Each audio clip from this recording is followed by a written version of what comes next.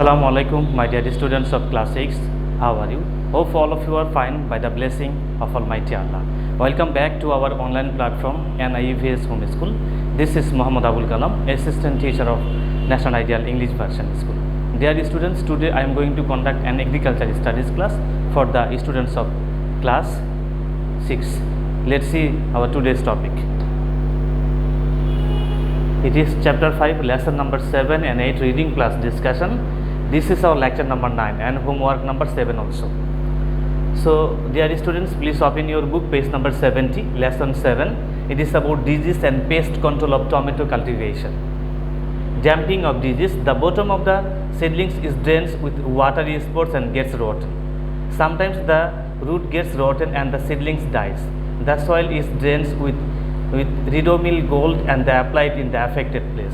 Wilting disease the plants wilt downwards any times and dies quickly in his bacterial disease.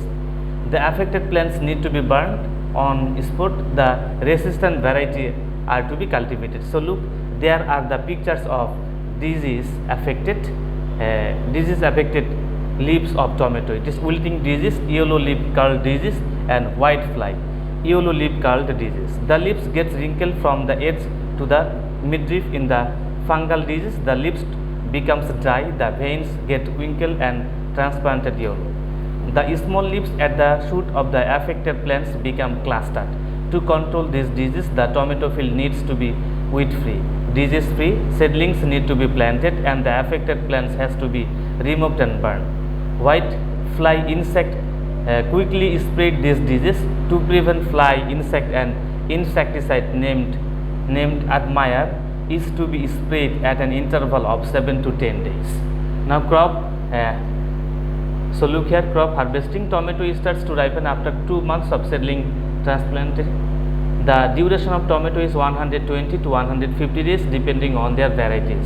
When the tomato becomes reddish in color, the fruit is collected by cutting the stalk. Productions varies depending on their variety on season. The production is about 250 kg decimal in winter and it is about 80 to 100 gram decimal in summer. Now lesson number 8. This is the last lesson.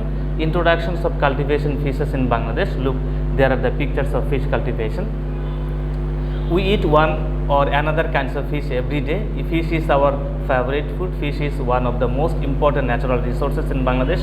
A lot of fishes are found naturally in the sweet water of our rivers, canals, marshes, ponds and lakes such as Rui, Katla, Mrigal, Chingi, Punti, Khalisha, Koi or climbing fish, Chitola, Boal, shrimp, etc. On the other hand, there are different kinds of fishes in the Bay of Bengal, a heavy source of our saline water fish such as Hilsha, Rupchanda, Loita, coral, etc. But our quantity of production of fish is much less than people's demand. The demand of fish is increasing every day with the increasing of the populations of the country. So we can meet the demand by cultivating more fish.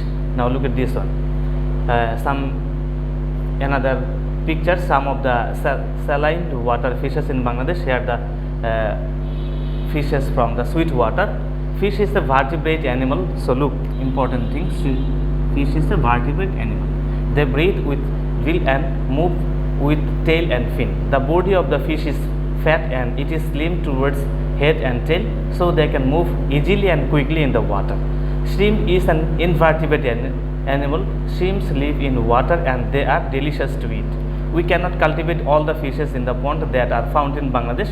The local cultivable fishes such as Rui, Katla, Mrigal, Khalivaush, lobster and prawn are remarkable. Besides local fishes, some exotic fishes have been brought to our country for cultivation. These fishes are cultivated individually or with local fishes in a pond as mixed cultivation. Among the exotic cultivable fishes, there are Thai pangas, silver carp, grass carp and Thai shorpoti and tilapia.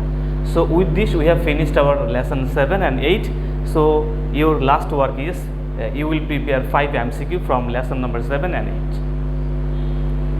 8. Dear students, with this class I hope that you have understood chapter 5 lesson number 7 and 8.